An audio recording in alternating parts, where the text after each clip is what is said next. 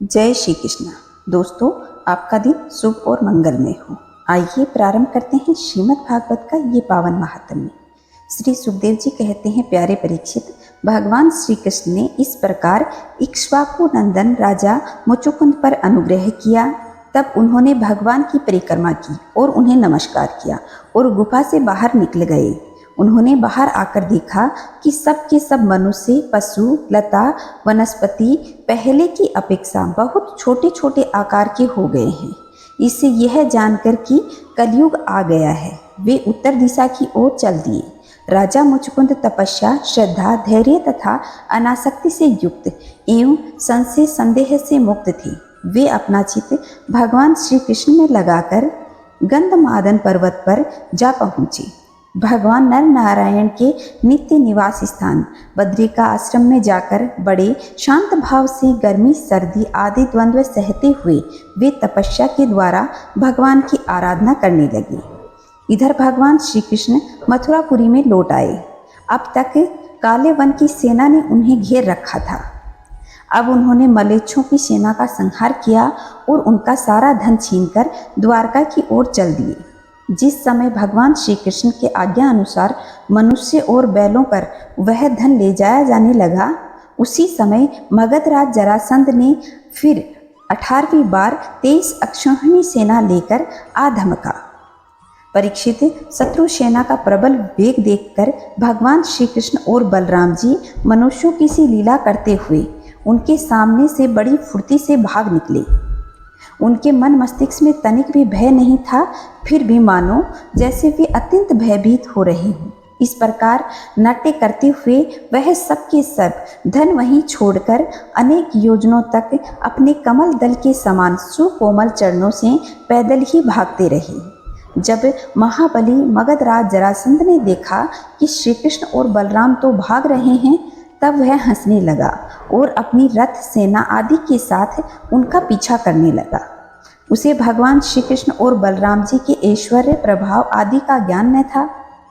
बहुत दूर तक दौड़ने के कारण दोनों भाई कुछ थक से गए। अब वे बहुत ऊंचे प्रवर्षण पर्वत पर चढ़ गए। उस पर्वत का प्रवर्षण नाम इसलिए पड़ा क्योंकि वहां सदा ही मेघ वर्षा करती रहती थी। परीक्षित, जब जरासंध ने देखा कि वे दोनों पहाड़ के पीछे छिप गए हैं और बहुत ढूंढने पर भी पता न चला, तब उसने ईंधन से भरे हुए प्रवर्षण पर्वत के चारों तरफ आग लगवाकर उन्हें जलाना चाहा। जब भगवान ने देखा कि पर्वत के छोर जलने लगे हैं, तब दोनों भाई जरासंध की सेना के घेरे को लांघते हुए बड़े वेग से उस 11 योजन ऊंचे पर्वत से एकदम नीचे धरती पर कूद गए।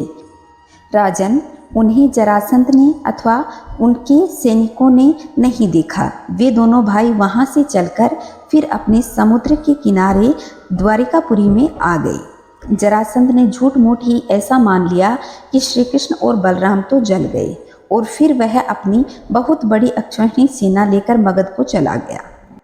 यह बात मैंने तुमसे पहले ही कह दी है कि अनारत देश के राजा श्रीमान रेवत जी ने अपनी रेवती नाम की कन्या ब्रह्मा जी की प्रेरणा से बलराम जी के साथ ब्याह दी। परीक्षित, भगवान श्री कृष्ण भी स्वयंवर में आए हुए शिशुपाल और उनके पक्षपाती साल्व आदि नरपतियों को बलपूर्वक हराकर सबके देखते ही देखते जैसे गरुड़ ने सुधा का हरण किया था, वैसे ही विदर्भ देश की राजकुमारी रुक्मिणी को हर लाए और उनसे विवाह कर लिया। रुक्मिणी जी राजा भीष्म की कन्या और स्वयं भगवती लक्ष्मी जी की अवतार थी। राजा परीक्षित ने पूछा, भगवान, हमने सुना है कि भगवान श्री कृष्ण ने भीष्म नंदिनी परम सुंदरी रुक्मिणी जी को बलपूर्वक हरण करके राक्षस विधि से उनके साथ विवाह किया था। महाराज, अब मैं यह सुनना चाहता हूँ कि परम तेजस्वी भगवान श्री कृष्ण ने जरासंध, साल्व आदि नरपतियों को जीतकर जिस प्रकार रुक्मिणी जी का हरण किया, ब्रह्म से भगवान श्री कृष्ण की लीलाओं के संबंध में क्या कहना है? वे स्वयं तो पवित्र हैं ही, सारे जगत के मल को धो बहाकर उसे भी पवित्र कर देने वाली हैं। उनमें ऐसी लोकोत्तर माधुरी है जिसे दिन रात सेवन करते रहने पर भी नित्य नया नया रस मिलता है। भला ऐसा कौन सा रसिक, कौन सा मर्मज्ञ है जो उन्हें सुनकर तृप्त न हो जाए। श्री सुखदेव जी कहते हैं, परीक्षित, महाराज भीष्म विदर्भ देश के अधिपति थे। उनके 5 पुत्र और एक सुंदर कन्या थी। सबसे बड़े पुत्र का नाम था रुक्मी और 4 छोटे थे जिनके नाम थे क्रमशः रुक्मार्थ, रुक्मबाहु, रुक्मकेश और रुक्ममाली। इनकी बहन थी सती रुक्मणी। जब उसने भगवान श्री कृष्ण के सौंदर्य, पराक्रम, गुण और वैभव की प्रशंसा सुनी जो उनके महल में आने वाले अतिथि प्राय गाया ही करते थे, तब उसने यही निश्चय किया कि भगवान श्री कृष्ण ही मेरे अनुरूप पति हैं। भगवान श्री कृष्ण भी समझते थे कि रुक्मणी में बड़े सुंदर सुंदर लक्षण हैं। वह परम बुद्धिमती है, उदारता, सौंदर्यशील स्वभाव और गुणों में भी अद्वितीय है, इसलिए रुक्मणी ही मेरे अनुरूप पत्नी है। अतः भगवान ने रुक्मणी जी से विवाह करने का निश्चय किया। रुक्मणी जी के भाई बंधु भी चाहते थे कि हमारी बहन का विवाह श्री कृष्ण जी से ही हो, परंतु रुक्मी श्री कृष्ण से बड़ा द्वेष रखता था। उसने उन्हें विवाह करने से रोक दिया और शिशुपाल को ही अपनी बहन के लिए योग्य वर समझा। जब परम सुंदरी रुक्मणी को यह मालूम हुआ कि मेरे बड़े भाई रुक्मी शिशुपाल के साथ मेरा विवाह करना चाहता है, तब वे बहुत उदास हो गई। उन्होंने बहुत कुछ सोच विचार कर विश्वास पात्र ब्राह्मण को तुरंत श्री कृष्ण के पास भेज दिया।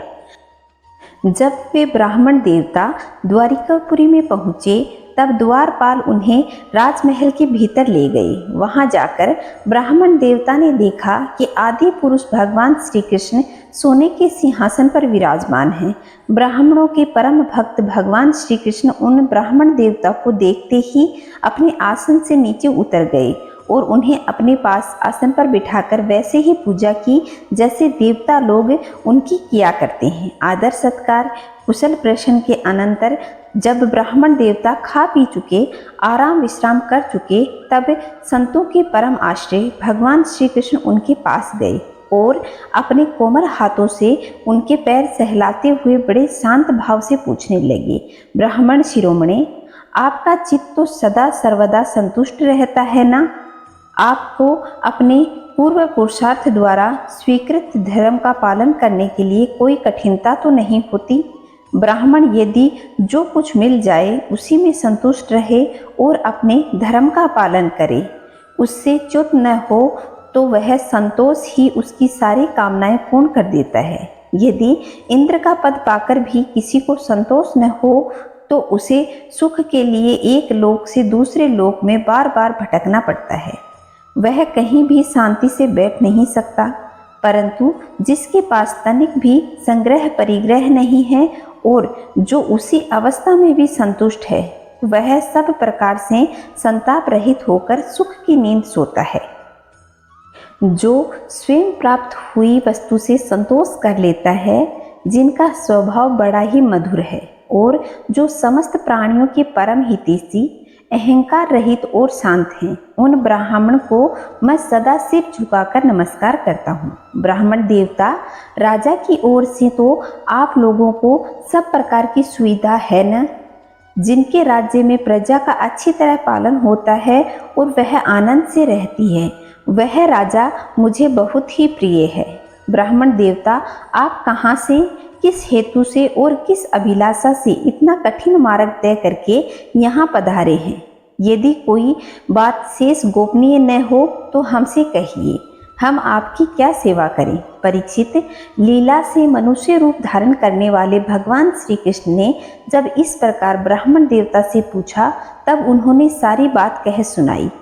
इसके बाद वे भगवान से रुक्मणी जी का संदेश कहने लगी। रुक्मणी जी ने कहा है, त्रिभुवन सुंदर, आपके गुण को जो सुनने वालों के कानों के रास्ते हृदय में प्रवेश करके एक एक अंग के ताप जन्म जन्म की जलन बुझा देते हैं, तथा अपने रूप सौंदर्य को जो नेत्रों वाले जीव के नेत्रों के लिए धर्म, अर्थ, काम तथा मोक्ष चारों पुरुषार्थों के फल एवं स्वार्थ परमार्थ सब कुछ हैं, श्रवण करके प्यारे अच्युत मेरा चित्त लज्जा शर्म सब कुछ छोड़कर आप में ही प्रवेश कर रहा है। प्रेम स्वरूप श्याम सुंदर चाहे जिस दृष्टि से देखें, कुल, शील, स्वभाव, सौंदर्य, विद्या, अवस्था, धन, धाम सभी में आप अद्वितीय हैं, अपने ही समान हैं। मनुष्य लोक में जितने भी प्राणी हैं, सबका मन आपको देखकर शांति का अनुभव करता है और आनंदित होता है। अब पुरुष भूषण आप ही बताइए, ऐसी कौन सी कुलवती, महागुणवती और धैर्यवती कन्या होगी जो विवाह के योग्य समय आने पर आपको ही पति के रूप में वरण न करेगी। इसलिए प्रियतम, मैंने आपको पति रूप में वरण किया है। मैं आपको आत्मसमर्पण कर चुकी हूँ। आप अंतर्यामी हैं। मेरे हृदय की बात आपसे छिपी नहीं है। आप यहाँ पधार कर मुझे अपनी पत्नी के रूप में स्वीकार कीजिए। कमल नयन, प्राण वल्लभ, मैं आप सरीखे वीरपति को समर्पित कर चुकी हूँ। अब जैसे सिंह का भाग सियार छू जाए, वैसे कहीं शिशुपाल निकट से आकर मेरा स्पर्श न कर जाए।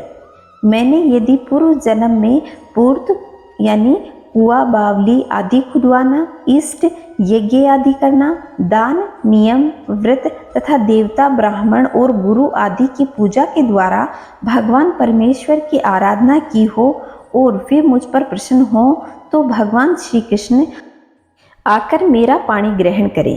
शिशुपाल अथवा दूसरा कोई भी पुरुष मेरा स्पर्श न कर सके। प्रभु, आप अजित हैं।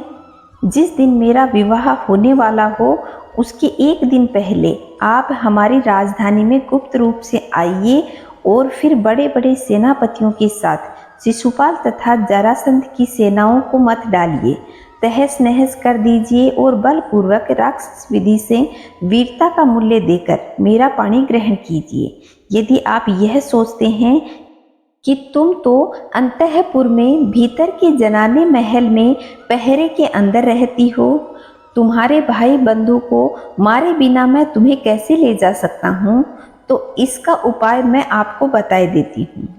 हमारे कुल का ऐसा नियम है कि विवाह के पहले दिन कुल देवी का दर्शन करने के लिए एक बहुत बड़ी यात्रा होती है, जिसमें विवाह की जाने वाली कन्या को नगर के बाहर गिरिजा देवी के मंदिर में जाना पड़ता है। कमल नयन, उमापति भगवान शंकर के समान बड़े बड़े महापुरुष भी आत्मशुद्धि के लिए आपके चरण कमलों की धूल से स्नान करना चाहते हैं। यदि मैं आपका वह प्रसाद, आपकी वह चरण धूल नहीं प्राप्त कर सकी, तो व्रत द्वारा शरीर को सुखाकर प्राण छोड़ दूंगी, चाहे उसके लिए सैकड़ों जन्म ही क्यों न लेने पड़े। कभी न कभी तो आपका वह प्रसाद अवश्य ही मिलेगा। ब्राह्मण देवता ने कहा, यदुवंश शिरोमणि, यही रुक्मिणी के अत्यंत गोपनीय संदेश हैं, जिन्हें लेकर मैं आपके पास आया हूँ। इसके संबंध में जो कुछ करना है या विचार कर लीजिए और तुरंत ही उसके अनुसार यह कार्य कीजिए। तो दोस्तों, यह था आज का महात्म्य। अगर आप लोगों को पसंद आया हो तो अपने दोस्तों तक जरूर पहुंचाइए, ताकि हमारे सनातन का ज्ञान घर घर पहुंच सके। और आपने भी चैनल को सब्सक्राइब नहीं किया है तो चैनल को सब्सक्राइब करके पास के बेल आइकन को दबाएं। कमेंट में जय श्री नारायण अवश्य लिखिएगा। खुश रहें, मस्त रहें, चारों तरफ स्वच्छता बनाए रखें। जय श्री नारायण दोस्तों।